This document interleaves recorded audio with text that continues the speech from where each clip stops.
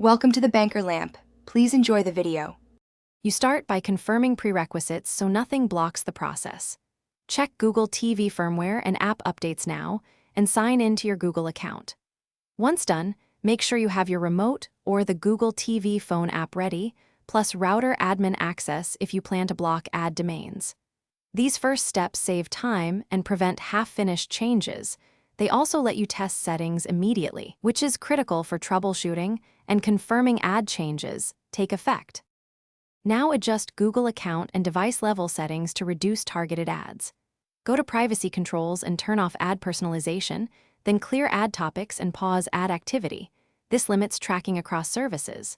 On the Google TV profile, disable interest-based ads and revoke app permissions that access viewing or search data. Remove or restrict unused apps, because background apps often request ad identifiers. These steps reduce why you see specific ads, and make later finish by blocking ads at the network level and verifying results. Set a privacy-focused DNS or configure your router to block known ad domains, or install Pi-hole for granular control and device-wide coverage.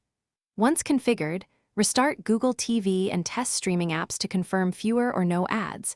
Make sure to clear app caches so new DNS rules apply. If ads persist, check Pi-hole or router logs to identify which domains to block next. That log-driven approach solves nearly all remaining ad leaks. Thanks for watching. If this was helpful, leave a like and consider subscribing. See you next time.